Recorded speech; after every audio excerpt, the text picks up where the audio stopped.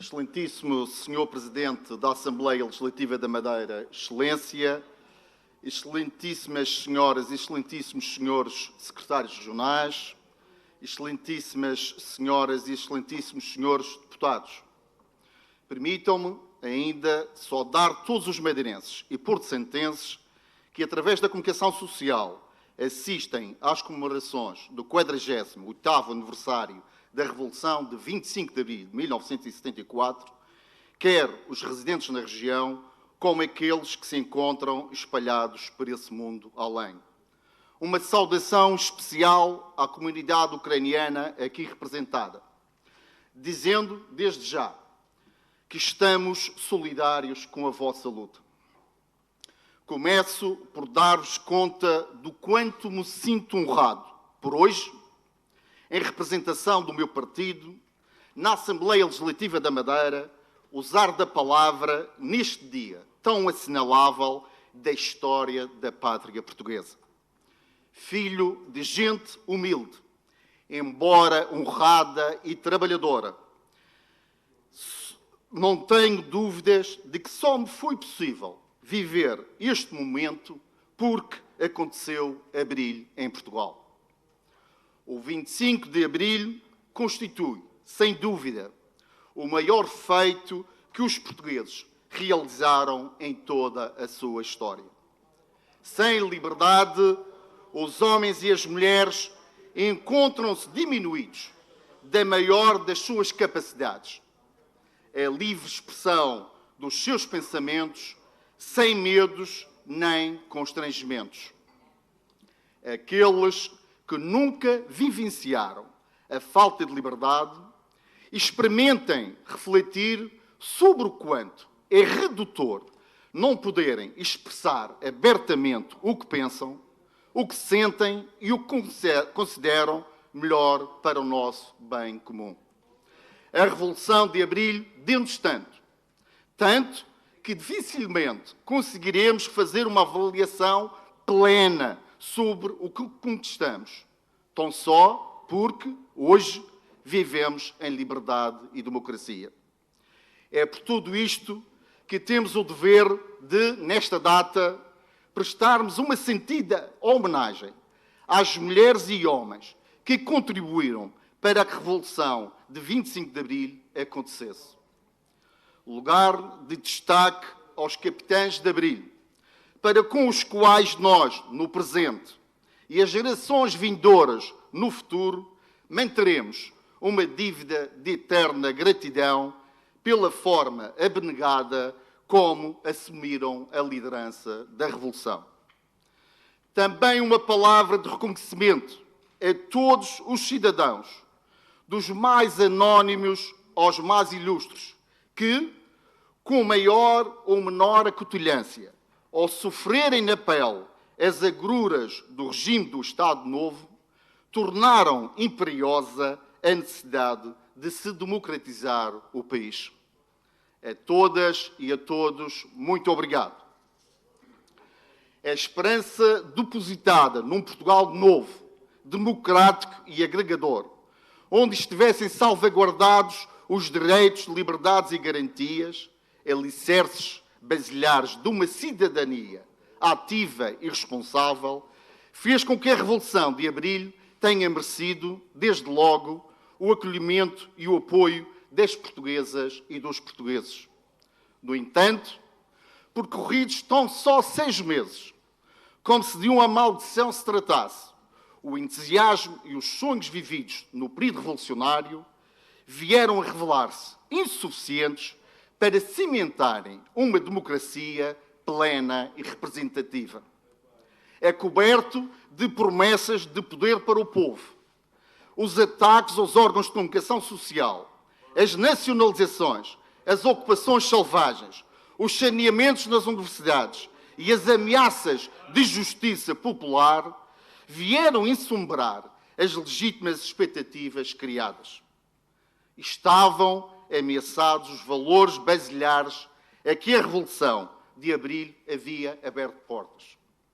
O direito à liberdade, à segurança, à integridade física e moral, à imprensa livre, ao pensamento plural, à propriedade privada, à participação política, à liberdade de expressão e à administração independente da justiça, esfumavam-se como miragens por entre neblinas com que a esquerda radical ameaçava subjugar o país. É por tudo isto que o propósito de comemorarmos o momento fundador do regime democrático português, o 25 de Abril, obriga a recordar e a elevar o feito heroico levado a cabo a 25 de novembro, enquanto acontecimento decisivo para selar a democracia em Portugal. Não fora o 25 de novembro de 1974, não teríamos abraçado a liberdade e a democracia. Substituir a ditadura fascista do Estado Novo por uma ditadura marxista-leninista não nos traria liberdade. Uma ditadura será sempre uma ditadura, seja ela de direita ou de esquerda. Só com a democracia plena é que os madeirenses e porto-santenses alcançaram o direito de serem senhores do seu próprio destino, ao verem consagrada na Constituição Portuguesa uma autonomia político-administrativa dotada de estatuto político-administrativo e de órgãos próprios de governo, a Assembleia Legislativa da Madeira e o Governo Regional. Até então, estivemos voltados ao esquecimento por governações centralistas que viam os arquipélagos da Madeira e dos Açores como milhas adjacentes, à margem da pátria portuguesa e do desenvolvimento, onde as suas gentes não eram merecedoras da solidariedade do Estado para fazerem destas terras regiões com futuro. Está à vista de todos que os madeirenses e porto-santenses souberam agarrar as oportunidades oferecidas pela Revolução de Abril. Temos hoje uma Madeira nova, desenvolvida e de oportunidades. Para essa mudança foram determinantes a confiança que o povo madeirense e porto-santense sempre depositou na social-democracia, assim como o empenho que os sucessivos governos do PPD-PSD, agora em coligação com o CDS-PP, sempre colocaram ao serviço da nossa terra.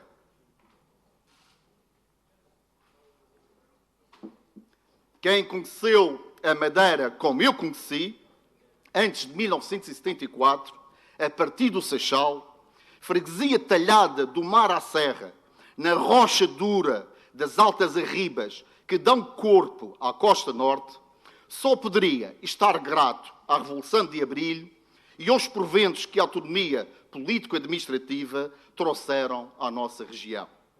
Recordo, sem entusiasmos, a falta de infraestruturas rodoviárias de que padecíamos. Ir à cidade significava embarcar numa aventura de cerca de 3 horas para o Funchal e outras tantas para tornar ao Seixal, obrigando a paragens várias, desde para encher o radiador da caminhonete com água, como para permitir aos passageiros mais aflitos uma ida à casa de banho. Não eram raras as pessoas que iam ao Funchal pela primeira vez, quando do cumprimento do serviço militar, no propósito de acautelarem os preparativos para o seu casamento ou para tratarem dos documentos para emigrarem. Hoje, toda a região está servida de uma rede viária moderna que nos permite deslocar com rapidez e mais segurança a todas as freguesias e localidades, esbatendo-se distâncias e isolamentos, melhorando-se a coesão territorial. Lembro uma Madeira com um serviço de saúde débil, onde apenas existiam 3 centros de saúde para darem resposta às necessidades da população. Um no Funchal, outro em Mexico e um terceiro em Câmara de Lobos. A maioria dos residentes nos municípios mais afastados, com destaque para os do Norte, estavam privados do acesso a esses serviços.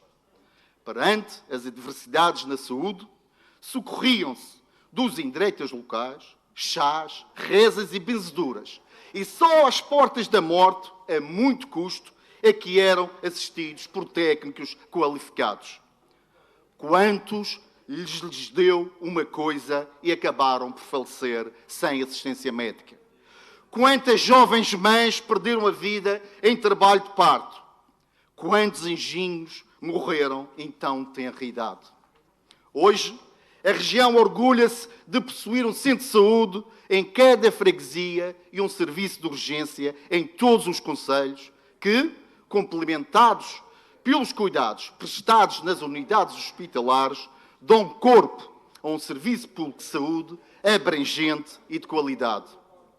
Recordo as muitas crianças descalças e malnutridas do Seixal, por vezes raquíticas, a caminho da escola, num merecido momento de descanso e lazer, já depois de, pela manhã cedo, ainda escura, terem ido ao chão da ribeira, tirar o leite à vaca, deitar de comer ao gado e apanhar lenha para as mães cozinharem o almoço. A esta maioria estava negado o sucesso educativo. O prosseguimento de estudos e consequente valorização pessoal e social constituíam privilégios reservados a poucos. Só as famílias mais abastadas tinham capacidade para investirem na ida dos seus filhos para a cidade do Funchal, de forma a frequentarem uma das duas escolas secundárias existentes na região: a Escola Industrial e Comercial do Funchal e o Liceu Jaime Muniz. As demais crianças e jovens ou eram dotadas de uma capacidade cognitiva acima da média e mereciam, por vezes, a bênção de ingressarem no seminário, ou restava-lhes abraçarem precocemente a vida dura da agricultura na esperança de um dia emigrarem. Hoje, todos os concelhos têm uma resposta educativa de qualidade, desde o infantário até o 12º ano, alicerçada num modelo educativo inclusivo, promotor da equidade de oportunidades, onde todas as alunas e todos os alunos são alvos de medidas de discriminação positiva para melhorarem o seu desempenho e obterem o sucesso educativo. É por tudo isto que valeu a pena o 25 de Abril e a autonomia. É por tudo isto que tenho orgulho em ser do PSD. E é por tudo isto que a social-democracia faz parte do ADN da minha identidade enquanto cidadão. Fomos nós, social-democratas, com o apoio da população, que fizemos esta transformação. Não esqueço que as mudanças operadas foram conseguidas contra a vontade de certos partidos da oposição, que sempre criticaram o que se fez, associando essas infraestruturas a meras políticas de betão, não as compreendendo como resultantes de verdadeiras medidas sociais que muito melhoraram a qualidade de vida dos madeirenses e porto-santenses. Estamos no caminho certo, mas há ainda muito por fazer e conquistar. Passados 48 anos da Revolução de Abril, pese embora as mudanças conseguidas e o progresso alcançado, ainda somos olhados com desconfiança pelos sucessivos governos do Terreiro do Paço. Já é tempo de termos um relacionamento institucional saudável, direto, sem pseudo-intermediários, pois, quase meio século depois, não devem subsistir receios ou temores sobre as autonomias e os seus legítimos representantes. Sem grandes dilações, dado o início da legislatura e do exercício do novo Governo da República, nunca é demais deixarmos clara a nossa determinação em aprofundarmos o processo autonómico no âmbito de uma futura revisão da Constituição. não prescindiremos de melhorar o estatuto político e administrativo da região autónoma da Madeira, enquanto instrumento imprescindível à nossa autodeterminação, cujo limite é a unidade nacional no seio da República Portuguesa. Impõe-se, no imediato, que a região veja aprovada a nova proposta de lei das finanças regionais, aprovada por unanimidade neste Parlamento, para melhor atender aos legítimos interesses dos madeirenses e porto-santenses. A liberdade e a democracia plenas nunca constituirão processos acabados nem tidas como garantidas. Mesmo em democracia, os perigos são muitos e de natureza diversa.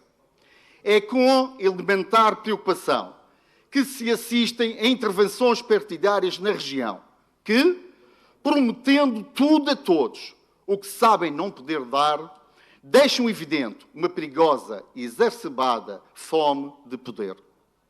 Mesmo conscientes das limitações financeiras que a região autónoma da Madeira dispõe e que vivemos uma conjuntura difícil, marcada por uma crise pandémica e por uma guerra com contornos imprevisíveis, esses senhores não perdem uma oportunidade de prometerem em dobro as medidas de apoio que o Governo Regional preconiza para as famílias e empresas, mobilizando insatisfações, ameaças à sustentabilidade financeira e ao bem comum.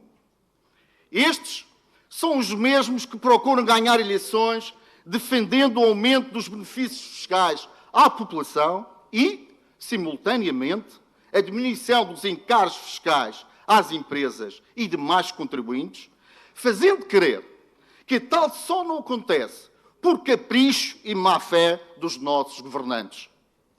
Estamos perante manobras partidárias perigosas, que não só colocam em causa a confiança das pessoas nos políticos e na política, como também a credibilidade das instituições democráticas.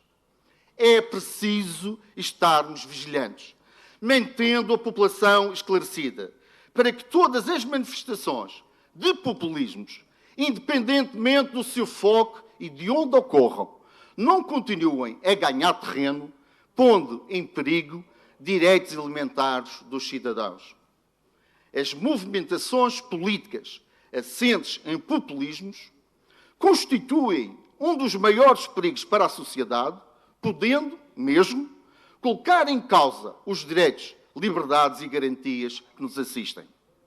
É por isso que não podemos menosprezar quaisquer fenómenos com esta natureza, mesmo os que ocorrem no continente europeu, berço da democracia.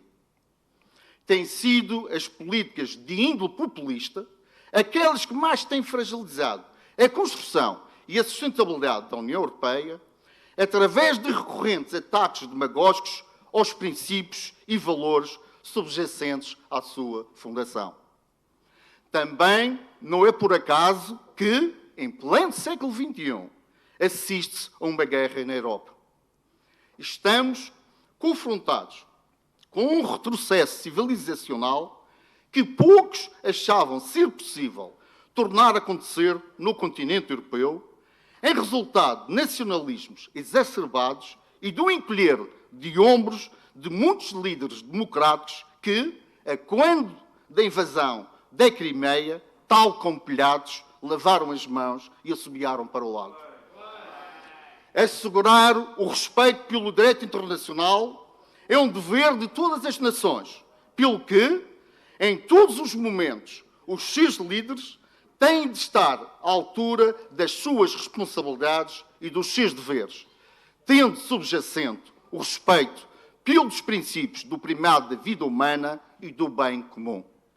Neste momento em que comemoramos a liberdade e a democracia, não podemos ficar indiferentes às agressões criminosas que a Ucrânia e a população ucraniana vêm a sofrer por parte da Federação Russa.